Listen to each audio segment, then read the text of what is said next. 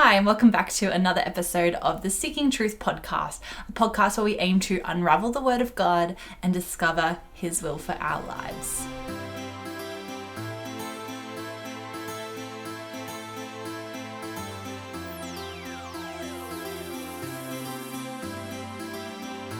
It is 2023, it is the start of a new year, and what a great time to talk about beginning to dream again, beginning to open up our heart to receiving those visions of God, those promises of God that He has planted in us years ago, or even new visions that He wants to reveal to us. It has been a hard couple of years. 2020 and 2021 in particular were hard on everyone. A lot of people, a lot of Christians that I talked to were experiencing a spiritual dryness that just took over. They were feeling defeated and burnt out and worn down and had a lack of direction and clarity in their lives. And for a lot of us, Christians and non-Christians, the passion and drive to work out our dreams and our visions really took the back burner, and we really lost that passion, that drive, because we just weren't seeing that come to fruition. I really believe that the past few years have been a big test of our faith. We had a lot of that connection with God and connection with other people stripped away. The inspiration from those around us and the inspiration of God working through our lives and seeing things change and happen was lost, and our routines were lost. And what we saw is that we kind of came into this spiritual slump.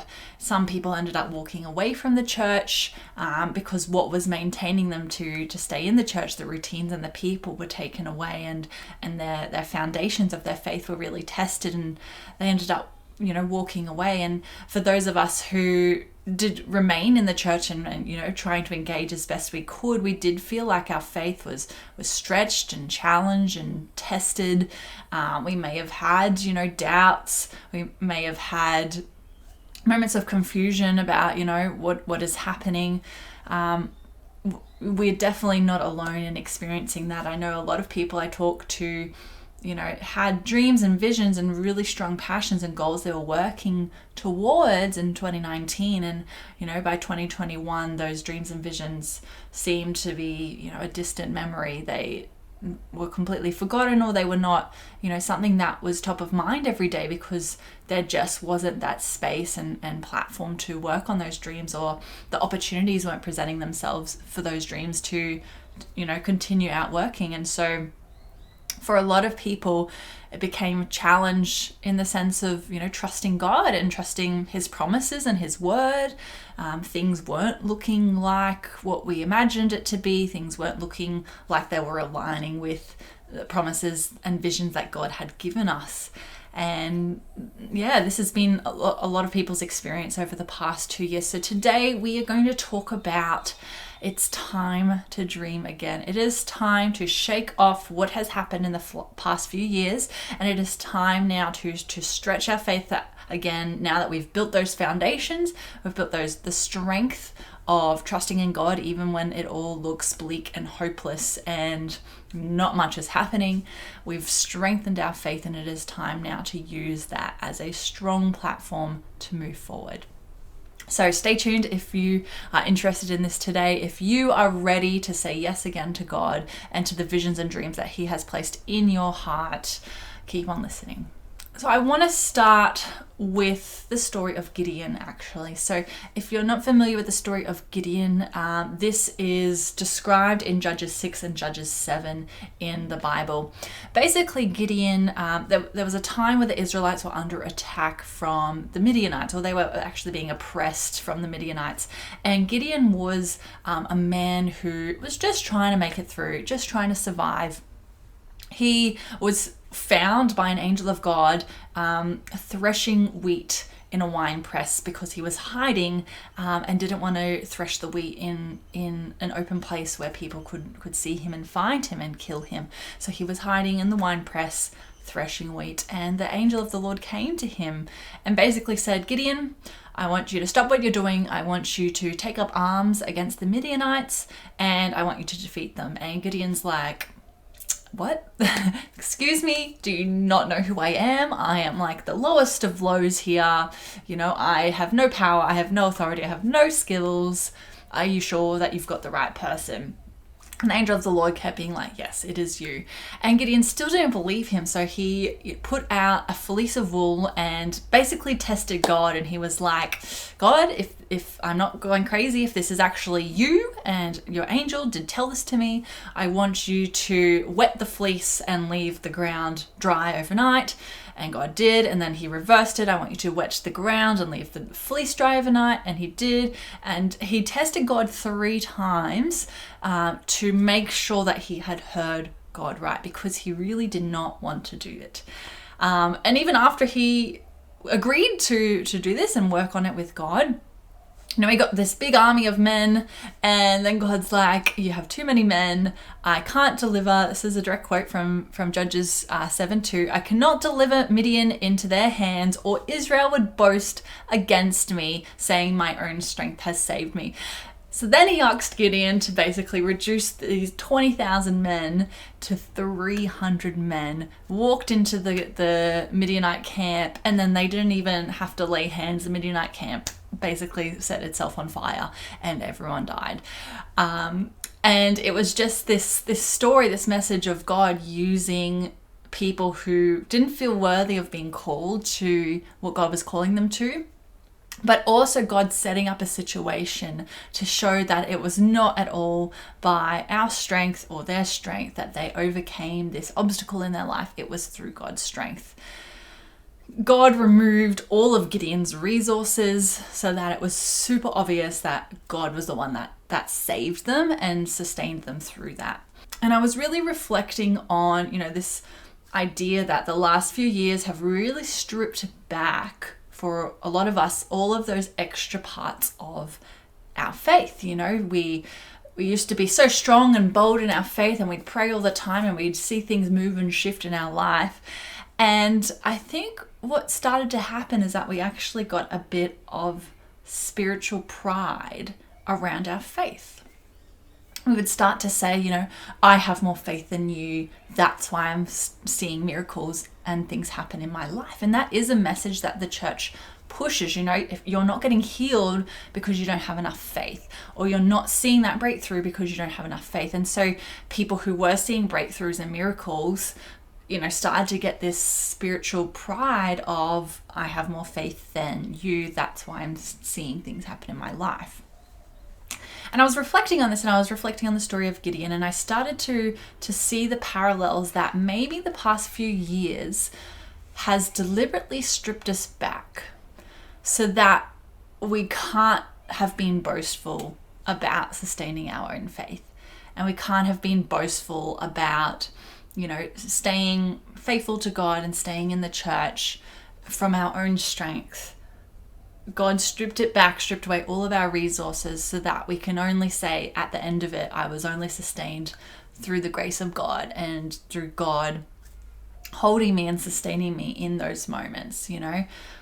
We all kind of became back on level playing field in the sense of our faith. There was no spiritual prideness because no one was really seeing any breakthroughs or anything in their life. We were all just in this state of, I don't know, stagnant, I guess. We were all just stagnant. Nothing was happening. Nothing was changing.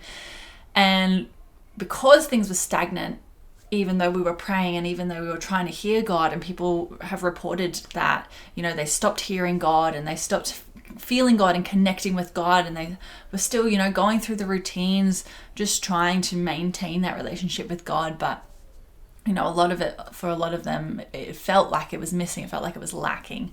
And I think this just really, really parallels that God almost put the reset button on. He wanted to reset everyone, bring us all back to the same level, and really see whose foundations were never there, whose foundations were shaky and were there because of the companionship, or because, it was a routine, or because that was what their family did. So, resetting those people. And also resetting our faith and our pride around our faith to show that it doesn't matter whether you had a lot of faith and a lot of dream and a lot of visions, it was always only ever me and my grace and my, my connection with you and my presence that I'm giving to you that is sustaining you. It was never due to what you were doing. It was never works-based. Ephesians 2:8 says, For by grace you have been saved through faith, and this is not your own doing, it is the gift of God. And I really think that points out that our sustaining in this period was never due to us and what we were doing. It was by the grace of God that sustained us in this period and kept us faithful even when we were so spiritually dry and spiritually empty. Something in us kept us holding on that little bit. And I really believe that was the grace of God and the Spirit of God nudging us. Even though he was, spiritually removed or spiritually disconnected from us in that time, he was still there guiding us and leading us and making sure that we were staying on the right path.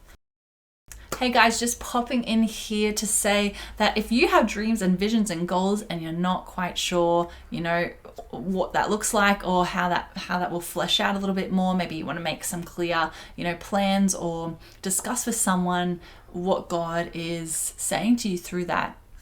I am a Christian life coach and I would love to work with you to help you sit down and have some space where you can process what it is that God is saying to you about how to outwork these dreams and visions in your life. So if this is something that you would like to access, I want you to click the link below and you can book an appointment with me. I do online appointments so you can access me from anywhere in the world.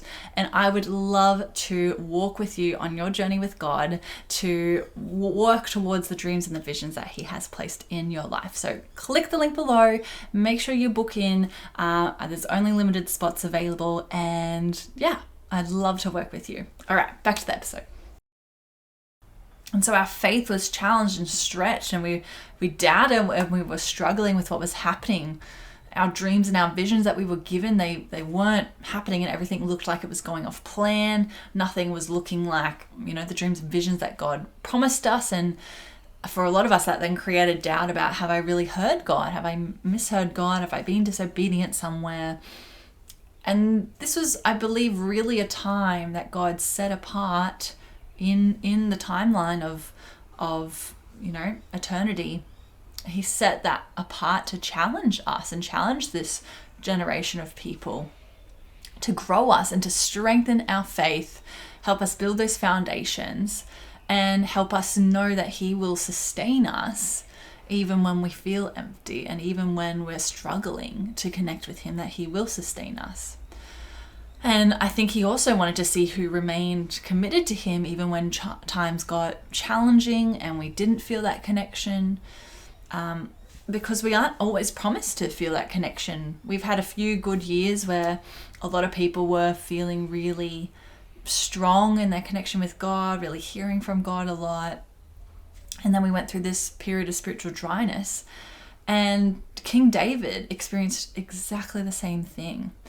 In the Psalms, there's a Psalm 22, where he's literally crying out, my God, why have you forsaken me? Did you know Jesus on the cross was actually quoting Psalm 22 when he was saying that? So Psalm 22, David is crying out to God, God, why have you forsaken me? Why have you left me? You've abandoned me. And he's struggling with this, but he still remained faithful. He persevered, and he knew that God was still always there, even when he couldn't feel him and even when he felt like giving up. And I believe that the past few years, they were that season for us, my God, why have you forsaken me? Where are my dreams? Where are my visions? Where is those promises that you promised me? Why can't I feel you? Why can't I hear you? Why can't I speak to you? Why are the things I'm praying for not coming true? And that was really a challenging moment for all of us with our faith. And now we've come out of that into the open field again. We're not hiding and we're not challenged and we're not, contained anymore. Things are opening up again. No longer are we in the valleys, we're in the open fields now. and our spirits are starting to reawaken, and the dreams and visions that God gave us years ago are still sitting there, but our mindset has forgotten about them in a sense, you know. And I really feel like the message for 2023 that God is saying is, don't give up on those dreams and those visions that I gave you years ago. Just because I gave them to you years ago doesn't mean they weren't true. You know, think of Abraham and Sarah. God promised them a child years before. I think it was 20 years. Don't quote me exactly on that number, but I think it was something like 20 years of waiting for this child before it came. And there were times that they gave up on the vision, and they Abraham slept with Sarah's maid as a way to try and make this vision happen, because they doubted that it was going to come true, because there was such a big timeline. And I really feel like God is drawing that parallel of, like, think of Gideon and think of how, you know, I showcased that it was in my strength, not yours. Think of Jericho and how I showcased it was in my strength, not yours. Think of all the promises I've ever given you, and think of the timeline of people in the Bible, of how long it's taken me to fulfill it for them. Don't give up on those dreams and visions. I will be the one to sustain you. I will be the one to help you get through, but don't give up on them. Don't abandon them. God gave you these promises because he knows that that's where he wants you to be. He knows that that's something that is within your reach. It's not unattainable. And he wants you to hold on to hope that these things are actually coming true, which is a scary thing after we've just had a period where, you know, we've been stagnant and there's been little growth. He wants you to hold on to those dreams and those visions and really remind yourself of the person he's shown you that you are in this period. It is time to dream again, to reawaken those dreams and those visions that God has given you, and let him show you where to from now. Let him show you new dreams and new visions and new pathways of, where do I go from today? What direction do you want me to do? Where do you want me to go? God is saying it's not about you. It's not about your obedience. It's not about your strength. Just have faith and trust me and come along for the journey with me. And I will, overcome those obstacles if you just listen to what I'm saying, if you're obedient to me, and if you trust me. So I pray that over everyone that is listening right now, that 2023 is the year where you feel like you can dream again, that you can start to, put those vision boards up of what God has promised you, and you can just let his spirit guide you in whatever it is that you are doing and wherever it is he wants to lead you, that you just let his spirit completely guide you in this journey, and not to be afraid to hope again, not to be afraid that your dreams aren't going to come true, because it will all happen in God's timing. Remember to trust in him and not in your own strength. So God bless you. I hope this was an inspirational message for you guys to start the year off, and I look forward to talking to you guys over the year some more. God bless you, and see you next time. Bye.